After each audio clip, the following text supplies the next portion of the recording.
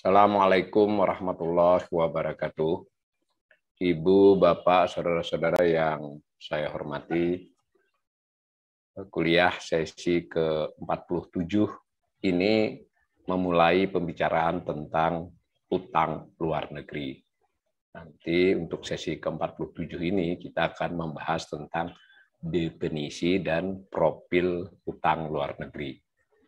Nah, atau kalau disingkat biasanya disebut ULN. Utang luar negeri ini sering rancu ya, confuse, tercampur aduk dengan istilah utang pemerintah yang kita bahas sebanyak 4 sesi terdahulu. Jadi ini penting banget ya untuk bisa membedakan antara utang luar negeri dengan utang pemerintah. Berhubungan erat tapi berbeda. Sehingga kadang perdebatan itu yang satu memakai indikator terkait dengan utang pemerintah, yang lainnya memakai terkait dengan utang luar negeri. Sehingga sebetulnya ya diskusi tidak berjalan lancar. Nah, apa definisi utang luar negeri? Ya sederhana seperti namanya, ya utang suatu negara kepada pihak di luar negara tersebut. Nah, ada acuannya ya untuk statistiknya dari IMF, itu external debt statistik, ada guidance-nya, ada guides for compiles and users ya. Jadi definisinya itu pengertian suatu negara adalah penduduknya. Jadi penduduk itu kan bisa pemerintah, bisa korporasi swasta, bisa lembaga, bisa rakyat, yang prinsipnya adalah berbadan hukum suatu negara. Sedangkan pihak luar negeri disebut non-presiden, itu yang di luar itu. Tentu ada beberapa definisi teknis ya. Jadi biarpun dia non-penduduk, jika lebih dari 1 tahun biasanya masuk kategori penduduk. Tapi itu definisi-definisi yang lebih teknis. Kalau kita secara umum saja mengatakan adalah utang luar negeri itu utang kepada suatu penduduk kepada penduduk negara lain. Ada ininya ya, ada acuan untuk statusnya, jadi tidak bisa suka-suka. Nah, dalam konteks pembelajaran kita ini, itu kita pernah belajar tentang transaksi finansial pada waktu kita belajar tentang neraca pembayaran Indonesia. Mudah-mudahan masih ingat ya, masih bisa diperiksa ulang. Transaksi finansial itu dicatat dalam neraca pembayaran terkait dengan investasi dan utang piutang, ya toh? Nah berarti bagian utang piutangnya itu masuk ke dalam catatan utang juga. Jadi satu transaksi itu bisa tercatat di beberapa jenis neraca untuk menunjukkan analisis yang berbeda-beda sesuai dengan urgensi masalah itu dianalisis. Begitu juga kita pernah belajar tentang posisi investasi internasional Indonesia. Itu adalah akumulasi dari transaksi finansial di NPI, kurang lebih begitu ya. Jadi misalnya pada tanggal 31 Desember atau 2020, itu berapa jumlah modal asing yang ada di Indonesia yang bentuknya bisa saham, nah bisa berbentuk piutang, nah, gitu kurang lebih ya. Nah, itu ada hubungannya. Jadi beberapa statistik yang dikeluarkan oleh Bank Indonesia itu sebenarnya saling berhubungan. Gunanya apa? Gunanya bisa untuk saling kita cross-check. Yang kedua, pada masing-masing tipe pencatatan, tipe neraca itu penekanannya berbeda untuk dianalisis. Bagaimana cara menganalisisnya? Ya kita bisa baca-baca buku teks, kita bisa baca-baca tulisan atau syukur-syukur jurnal untuk melihat beberapa indikator ini dipakai seperti apa. Untuk tulisan-tulisan yang lebih akademis, bahkan yang sangat akademis, itu tentu dia bisa membuat persilangan, ya sebutlah persilangan, untuk membobot masing-masing indikator tersebut. Nah, itu menarik memang buat yang ingin mendalami. Nah, sayangnya di kita ini yang mengedepan adalah diskusi netizen yang dimulai dengan, wah ini pandangan yang menentang pemerintah, wah ini pandangan yang mendukung pemerintah, sehingga diskusi sering tidak berjalan. Jadi misal ketika saya itu memposting tentang utang pemerintah, tanggapannya terkait utang luar negeri. Ketika saya memposting satu indikator utang pemerintah, dikatakan itu tidak benar, yang benar itu indikatornya ini. Padahal kalau yang terbiasa belajar, ya beberapa indikator bisa dipakai gitu, bahwa mana yang lebih penting tergantung titik soal pembicaraannya. Bisa juga harus dikombinasi. Nah, tujuan kita dalam perkuliahan ini antara lain keluar dulu dari soal mencari data yang mendukung atau mencari data yang menentang otoritas, baik itu pemerintah atau Bank Indonesia, tetapi kita membuka dulu pikiran kita, keinginan kita untuk mengetahui berbagai hal yang lazim dalam pembicaraan tentang tema tersebut. Dan karena kita beri judul belajar kita adalah belajar tentang ekonomi Indonesia, kita coba dengan data-data yang ada di Indonesia. Dan data-data terkait Indonesia ya pada umumnya dikeluarkan oleh otoritas resminya. Nah, khusus utang luar negeri ini otoritas resminya adalah Bank Indonesia. Nah, Bank Indonesia tidak bisa juga melakukan pencatatan suka-suka. Dia harus mengikuti pedoman, ya guidance dari IMF. Jadi ya nggak bisa suka-suka. Nah, kadang juga sebagai pembelajar ekonomi ya boleh saja kita masuk dalam web apa yang ada gambar-gambar, ada apa, baik itu misalnya media nasional bahkan media internasional, ya itu boleh-boleh saja. Tetapi tidak ada salahnya jika khusus untuk data Indonesia kita masuk ke data yang dikeluarkan oleh otoritas resmi. Nanti dalam beberapa hal sedikit berbeda, misalnya dengan data yang dikeluarkan oleh Bank Dunia atau IMF. Tetapi perbedaan itu juga nanti bisa kita telusuri lagi. Oh, ini perbedaan karena ada sedikit bagian teknis atau beberapa bagian teknis yang dia berbeda. Nah, nanti makin kita ahli, kita makin bisa menimbangnya. Ya, semua berguna data-data tersebut. Nah, sayangnya untuk di dunia medsos saya beberapa hari ini merasakan ya, aduh, mau diskusi bagaimana kalau belum apa-apa sudah posisinya seperti itu. Nah, jadi saya termasuk curhat kalau di acara-acara belajar ini, mari kita belajar bersama. Saya pun masih terus-menerus belajar. Nah, kembali ke bahwa statistik utang luar negeri Indonesia, menurut saya sumber utamanya adalah SULNI yang dikeluarkan. SULNI itu nama ya, nama dokumen tiap bulan dikeluarkan Bank Indonesia. Nah, berarti sekarang itu biasanya akhir bulan, yang terkini itu baru akhir November, SULNI edisi November 2021. Cuma datanya cuma sampai September, jadi datanya adalah 2 bulan sebelumnya. Nanti di akhir bulan ini akan ada SULNI Desember, datanya sampai akhir Oktober. Jadi itu kelaziman juga jika statistik Bank Indonesia, bahkan statistik Kementerian Keuangan, itu jika menyebut bulan atau tahun, itu artinya akhir ya. Jadi kalau disebut September itu akhir September, kalau disebut 2020 akhir 2020 itu kelaziman, kecuali dikatakan lain. SULNI itu antara lain ya memperlihatkan posisi utang pada tanggal dinyatakan dan beberapa informasi penting terkait utang itu, misalnya pihak yang berutang dari Indonesia kan penduduk tadi, itu siapa saja, lalu mata uangnya apa saja, berutang kepada siapa saja, jangka pendeknya berapa, jangka panjangnya berapa, yang umum-umum itu diberikan. Tentu tidak ada data korporasi mana yang berutang, itu nggak ada, itu kita harus cari lagi kan. Tapi setidak-tidaknya sebagai pembelajar itu sudah menarik ya. Mari kita lihat perkembangan posisi dulu, outstanding. Saya ulangi ya, pengertian outstanding atau posisi itu adalah sisa utang pada tanggal itu.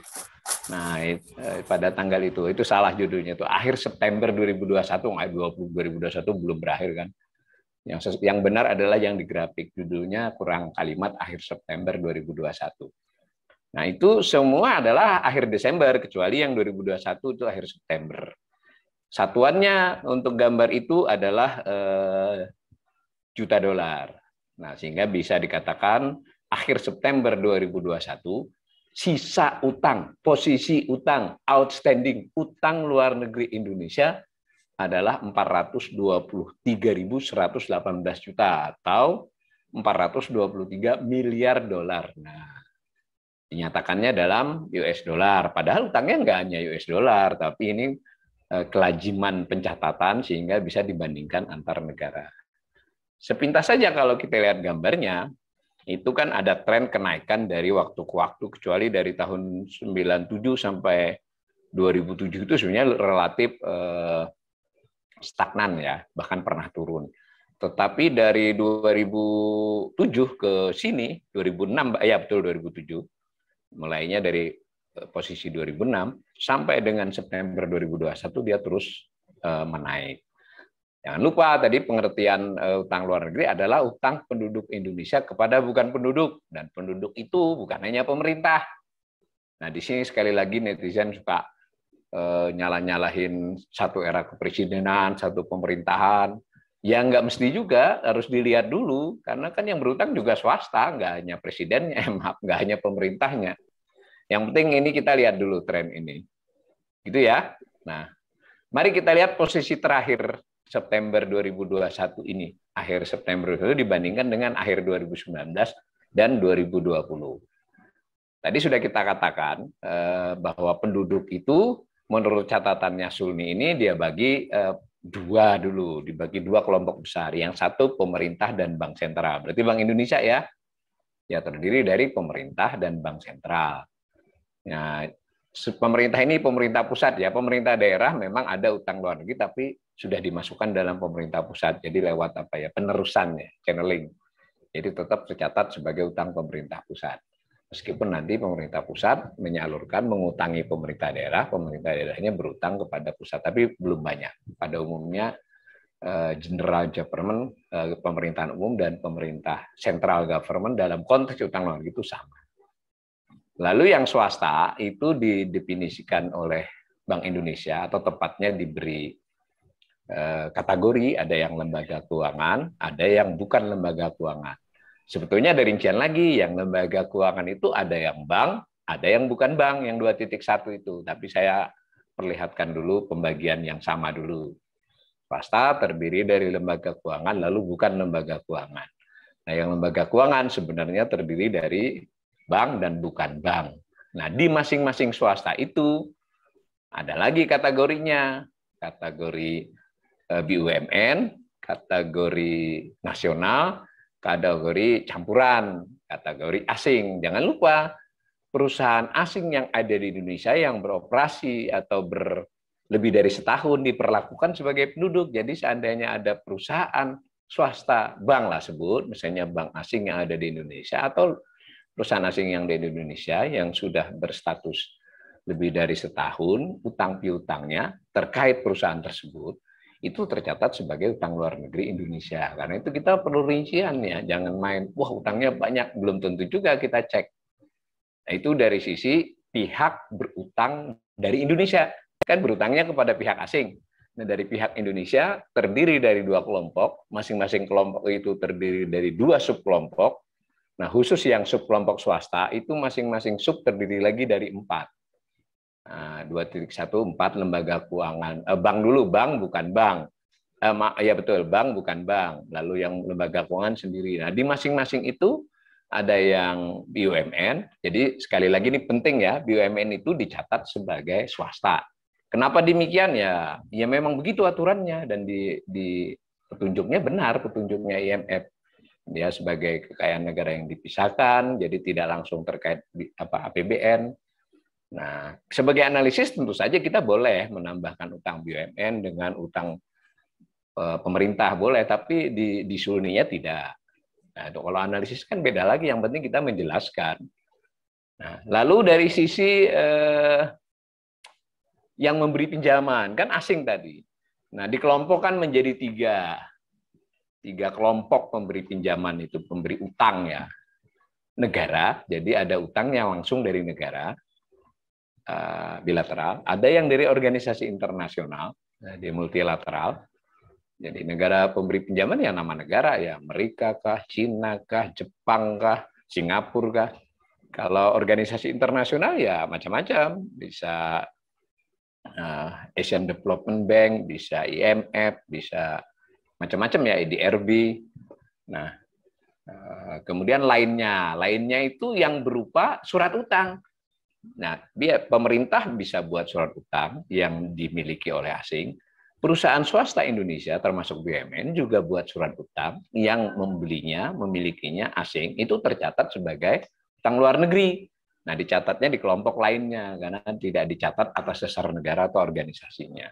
Nanti kita lihat rinciannya. Kita ada 4 sesi ya, jadi nanti yang swasta itu apa saja kita lihat. Nah, mari kita lihat angka dulu pelan-pelan. Yang pemerintah dan bank sentral, itu lihat aja paling atas kanan, itu 214,64 miliar. Itu satuannya juta dolar ya. Nah, berarti kita bungkus saja 215 miliar. Terdiri dari pemerintah kurang lebih 206 miliar, lalu bank sentral 9 miliar. Bank sentral lebih sedikit. Tapi perhatikan perubahan dari akhir 2020 kemudian akhir 2019. Ya, sebenarnya tidak terjadi kenaikan yang signifikan ya, berarti COVID agak beda dengan kasus utang pemerintah yang keseluruhan. Di sini ada utang pemerintah tapi khusus utang pemerintah yang disebut utang luar negeri. Sementara waktu kita kajian beberapa sesi kemarin, itu adalah utang pemerintah. Utang pemerintah tampak pandemi sangat mempengaruhi sehingga akhir 2019 ke 2020 meningkat pesat. Sedangkan khusus utang luar negeri itu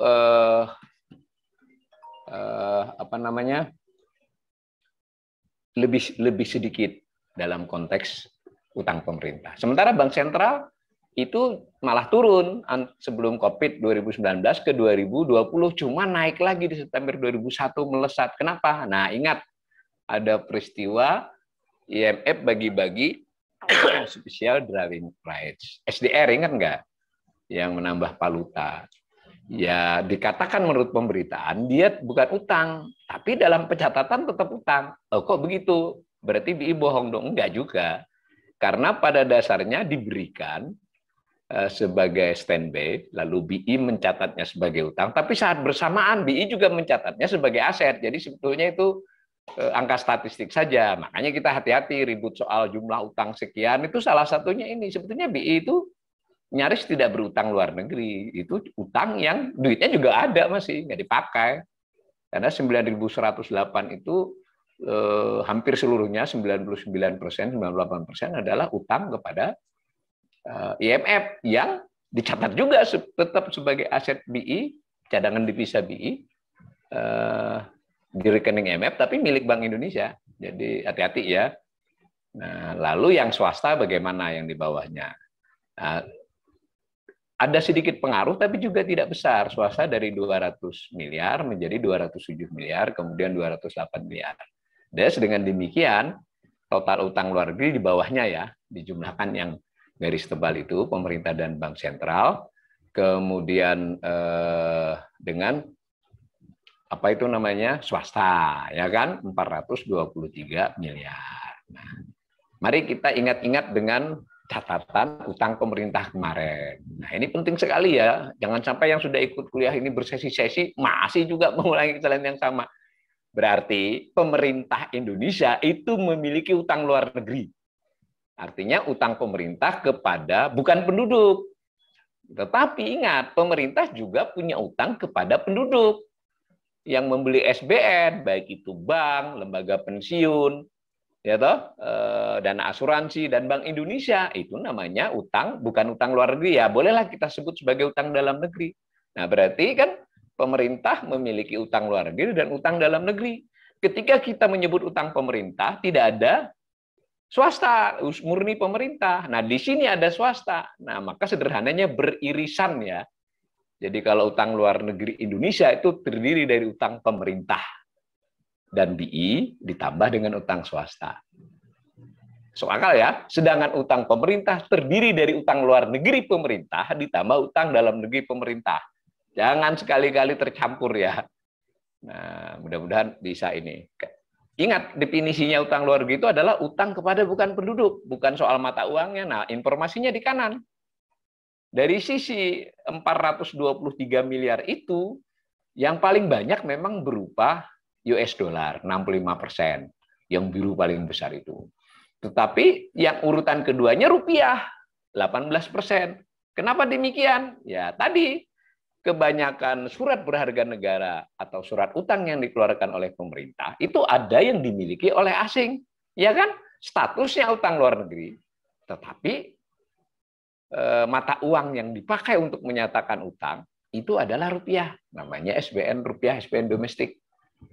Betul-betul saya ingatkan betul nih. Sampai hari ini peserta kuliah saya juga kadang saya lihat di medsos, kok masih keliru ya? Apa saya menjelaskannya kurang pas ya? Mudah-mudahan kali ini udah clear lah ya. Jangan samakan. Jadi ini kalau bahasa Inggrisnya kan external debts. External debts, utang luar negeri suatu negara. Kalau pemerintah ya beda, bisa government debts, bisa government debts, bisa central government debts, bisa pemerintahan umum itu. Pemerintah ya beda ya. Dan analisisnya pun berbeda. Kebetulan saja angka di Indonesia ini agak mirip-mirip karena ini kalau di 423, kalau dirupiahkan kan kurang lebih juga 6.600-700 triliun. Kebetulan utang pemerintah juga segitu, tapi enggak sama, beda sekali ya. Mudah-mudahan bisa Nah, utang luar negeri itu biarpun kita banyak mendengar tentang Cina segala macam, enggak ada utang Cina itu utang bermata uang renminbi, kadang disebut yuan ya untuk penyebutannya. Renminbi itu kecil, jadi yang besar itu dolar, lalu rupiah, lalu yen dengan euro hampir sama-sama 6%. Nah, gitu yang SDR itu ingat punyanya IMF 3%, utangnya Bank Indonesia. Tapi jangan kecelik ya, utang Bank Indonesia ini sekaligus juga aset dia, jadi itu. Nah, lalu lainnya yang macam-macam itu cuma 2%. Gitu ya. Kemudian mari kita lihat ketiga pihak ini. Betul, dua aja dulu deh, pemerintah dan BI 1-2 itu perkembangannya bagaimana ya. Nanti baru kita lihat, karena utang pemerintah nanti kita analisis sendiri. Karena BI lebih kecil sebenarnya. Nah, kenapa saya satukan? Karena sebelum tahun 2007 catatannya, sebelum 2004 maaf, sebelum 2004 itu catatan Bank Indonesia dan pemerintah itu jadi satu. Jadi data-data tahun sebelum 2000 itu susah kita membedakan utang pemerintah dan jadi satu dia. Karena itu kalau kita mau buat tahun yang sampai 97 apalagi sampai tahun 90 di buku saya pernah buat buku di tahun 2000 terbit 2007 kalau tidak salah tentang utang itu nganalisis sampai tahun 70 ya, itu ya jadi satu masih pemerintah dan BI. Nah, kalau kita lihat yang paling atas itu yang berupa garis itu sama dengan yang sebelumnya tadi, posisi utang luar negeri. Nah, cuma untuk grafik ini ditambah rinciannya. Yang biru menunjukkan pemerintah dan Bank Indonesia, yang orange menunjukkan swasta.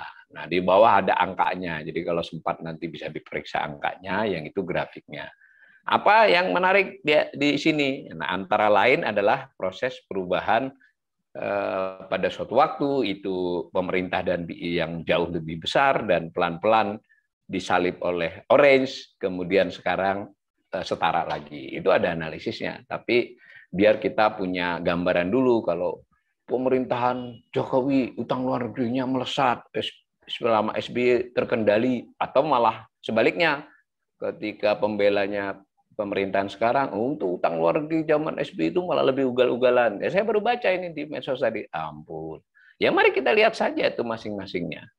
Kan ada fluktuasi di pemerintah dan swasta, ya kan? Nanti kita ada sesi tentang utang pemerintah sendiri. Itu pemerintah dan BI. Nah, mari kita lihat, kita bagi 3 gitu. Itu kan berdua.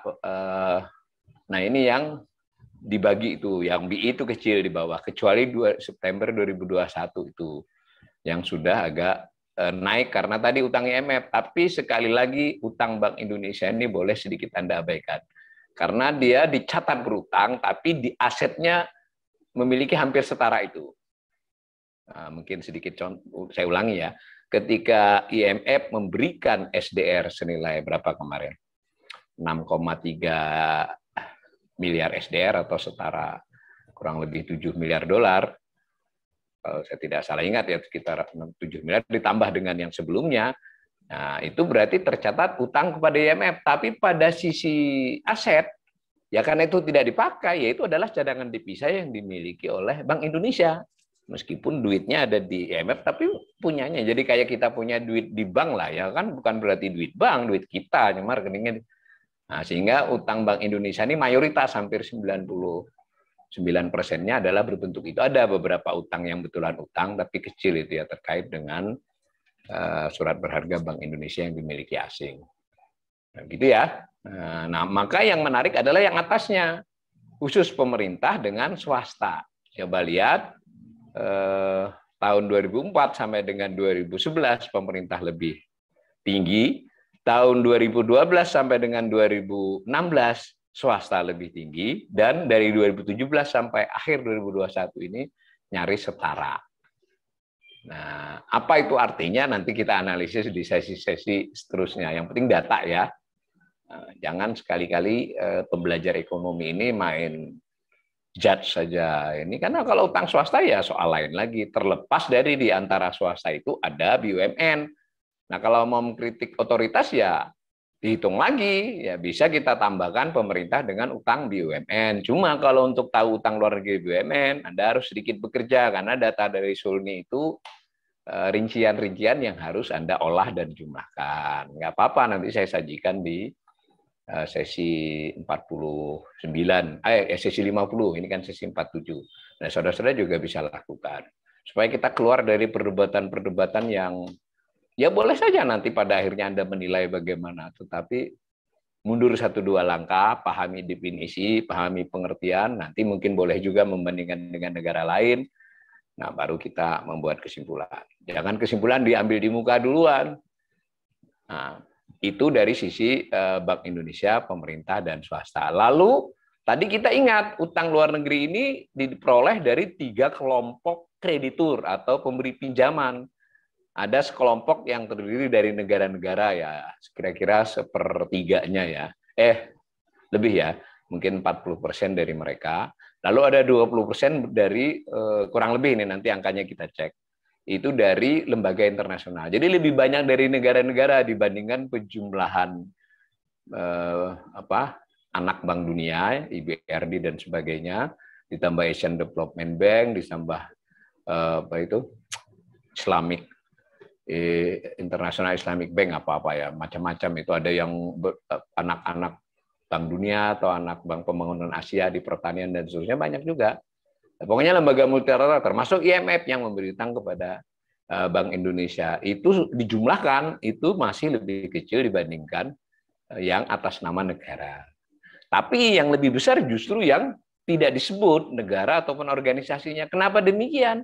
Tadi surat berharga negara dijual pemerintah, kemudian korporasi menerbitkan obligasi, surat utang juga sama dengan SBN dibeli asing, itu masuk utang luar negeri. Nah, bahwa di antara pembeli itu ada lembaga pensiunan negara bagian tertentu di Amerika, atau perusahaan keuangan komersial tertentu, atau bahkan swasta-swasta biasa dari luar negeri, itu tidak soal. Nah, di situ kita harus sedikit, jika kita mau kajian lebih lanjut, ya kita mungkin harus hunting ya, tidak bisa dari Sulni, kita mau tahu yang pemilik-pemilik surat utang itu siapa saja, tapi kan dinamis dia. Kita harus melihatnya lagi di data misalnya pasar modal, tapi ya tetap dinamis, tiap hari berubah. Nah, khusus yang negara, jadi ini jangan salah loh ya, ini bukan seluruh utang luar negeri, saya ingin ingatkan sekali lagi, bukan seluruh utang luar negeri, jangan sampai keliru ya, bukan seluruh utang luar negeri. Ini kalau negara ini kurang lebih berapa ya? Ya hampir separuh deh, 50% dari utang luar negeri itu dari negara-negara. Lalu 40%-nya dari tadi obligasi dan sebagainya, 10% dari lembaga internasional. Jumlahnya 100% ya. Jadi ini adalah negara hanya berdasarkan yang separuh tadi, separuh dari 423, jadi kurang lebih 205. Nah, ini saya cantumkan 1, 2, 3, 4, 5 negara, yang lain saya jumlahkan sebagai negara lainnya. Banyak ya. Nah, maka Anda akan melihat di paling akhir September 2021, yang tertinggi adalah Singapura. Jadi negara pemberi pinjaman dalam kelompok negara kreditur ya, saya ulangi sekali lagi, tidak termasuk SBN dan tidak lembaga internasional. Lembaga internasional tidak dianggap mewakili negara. Sementara surat utang tidak disebutkan asalnya. Jadi ini juga samar. Bisa saja Amerika lebih banyak, karena sebenarnya SBN banyak dimiliki oleh badan hukum Amerika, itu harus diskusi panjang lagi. Tapi dari khusus negara, yang paling besar adalah Singapura. Yang nomor 2 tetap negara lainnya, berarti seluruh negara dijadiin satu. Nah, berarti nomor 1 Singapura, nomor 2 kemudian Amerika, nomor 1 Singapura kurang lebih 64,89, berarti 65 miliar dolar dari 205. Lalu Amerika kurang lebih 30 miliar. Lalu yang urutan ketiganya adalah Jepang. Ya, Jepang 27,928 miliar, baru Tiongkok, Cina sekitar 21 miliar, baru Hong Kong 16 miliar. Nah, tapi kita kan tidak hanya pengen tahu yang terakhir, bagaimana perkembangannya. Apa yang menarik? Amerika di luar dugaan mungkin ya tetap menanjak kalau dibandingkan 2007. 2007 Amerika masih 39 miliar, sekarang 50 Amerika biru ya. Singapura itu luar biasa meningkatnya dari 15,8 menjadi 65. Amerika juga tetap naik dari 6,7 miliar menjadi 30 melesat. Nah, Jepang turun. Jadi Singapura melesat selama berapa tahun itu? Kurang lebih 15 tahun. Amerika naik pesat, kemudian Singapura naik pesat, kemudian Hong Kong naik, tapi ya biasa naiknya. Cina naik pesat. Nah, negara lainnya, total negara lainnya landai bahkan turun di beberapa tahun terakhir. Tapi jangan lupa ya, ini utang kepada pemerintah Indonesia dan kepada swasta Indonesia. Tidak dibedakan, dijumlahkan saja. Nah, kalau kita mau tahu karena isu yang sedikit sensitif ya, banyak diperdebatkan adalah Cina. Jadi saya menampilkan data ini tidak dengan maksud untuk manas-manas soal Cina, biar kita fair saja analisisnya, angkanya. Angka yang diberikan oleh Bank Indonesia. Nah, ternyata memang utang luar negeri dari Cina, tadi kalau dilihat keseluruhannya kan dia memang meningkat, tapi cuma urutan, akhirnya jadi urutan ketiga kan, tetap di bawah Singapura, Amerika, bahkan di bawah Jepang, nomor 4 berarti kalau secara totalnya. Baru dia dari urutan negara. Tetapi menariknya, utang luar negeri dari Cina ini ternyata yang paling banyak adalah kepada swasta. Kepada pemerintah sedikit, yang paling kanan saja langsung dilihat. Swasta 1,67 miliar, sementara kepada pemerintah maksudnya, kepada swasta 19,25 miliar. Saya ulangi, di antara swasta itu adalah terutama salah satunya BUMN. Nah, sayangnya Suln ini tidak memberitahu utang negara ini kepada BUMN atau bukan BUMN, nggak ada. Yang ada datanya, data keseluruhan saja, bahwa di antara swasta ada BUMN, dan jumlah utang luar negeri BUMN itu kurang lebih sudah 1/4 lebih ya, 28% dari total swasta. Jadi swasta 100%, sekitar 205 tadi, 28%-nya adalah utang BUMN. Dan itu termasuk yang meningkat pesat. Nanti kita akan kaji sendiri di sesi tersendiri. Nah, itu dari sisi profil, tadi ada profil peminjam, profil negara, profil mata uang, lalu tadi karena Cina ini jadi bahan perdebatan, saya sajikan data ringkasnya. Nah, sekarang seluruh utang luar negeri itu juga terbagi menjadi jangka pendek dan jangka panjang. Yang disebut jangka pendek itu sebetulnya utang sampai dengan setahun, yang jangka panjang lebih dari setahun. Cuma ada 2 cara melihat, pada waktu diutang itu jangka pendek atau jangka panjang, atau menurut jangka waktu sisa. Kan dulu pernah diutang 10 tahun, tapi kebetulan jatuh temponya kurang dari setahun, ini sisanya yang harus dilunasi kan ada. Nah, sehingga analisis biasanya menurut jangka waktu sisa. Nah, sebagian besar utang pemerintah itu, utang luar negeri pemerintah itu jangka panjang, tetapi tetap saja ada yang jangka pendeknya ketika dilihat harus dilunasinya, atau sisa yang dilunasinya. Nah, ini analisis memakai jangka waktu sisa. Sebagian besar memang utang luar negeri itu masih jangka panjang, 85% hampir. Yang jangka pendek 15%. Itu berita baik ya, artinya tekanan tidak besar. Cuma ini nanti mau tahu tekanannya atau tidak, kita juga perbandingan antar negara satu. Yang kedua, jangan pandang enteng 15% itu, berarti 65 miliar, berarti September 2021, Oktober ya mulainya, sampai dengan September 2022, ada 65 miliar dolar kebutuhan devisa untuk melunasi utang luar negeri. Pokok utang loh, bukan bunga. Jadi tetap bahwa perekonomian Indonesia harus menghasilkan devisa yang cukup agar utang luar negerinya bisa terbayarkan. Baik itu utang pemerintah maupun utang swasta. Begitu ya, mudah-mudahan pembelajar ekonomi ini memiliki gambaran sederhana bahwa utang luar negeri Indonesia, makanya disebut external debt Indonesia, itu berbeda dengan utang pemerintah atau government debt atau central government debt. Nah, biasanya untuk Indonesia sentral dengan government itu mirip angkanya karena utang pemerintah daerah masih kecil. Nah, utang pemerintah sebagaimana kajian kita itu terdiri dari utang luar negeri, utang kepada pihak luar negeri, dan utang kepada pihak dalam negeri. Sedangkan yang kita bahas hari ini seluruh utang penduduk Indonesia kepada yang bukan penduduk. Nah, lalu tadi kita hanya sekedar memperoleh gambaran yang bisa saudara-saudara dalami sendiri. Bagaimana profilnya? Profil itu ya jumlahnya, para pengutangnya, pemberi utangnya, kemudian denominasinya. Tadi denominasi cuma saya kasih contoh 2019, 2020, September 2021. Anda mungkin bisa membuat analisis yang tadi dari 2007 atau 2004, bagaimana perkembangan porsi dolar, nah bagaimana perkembangan porsi euro, dan bagaimana perkembangan porsi rupiah misalnya. Begitu juga dengan jangka waktu sisa.